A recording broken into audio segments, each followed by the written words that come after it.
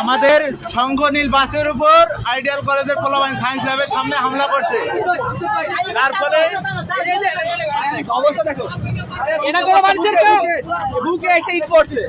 আমাদের এখানে কাজ দিয়ে সব ভর্তি। আমাদের টিচারও এখানে ছিল, যার ফলে আমরা কিছু করতে পারি নাই। পুরো বাসের অবস্থা ভেঙে দিছে, সামনের অংশ পিছনের অংশ সব। আমাদের ঢাকা কলেজের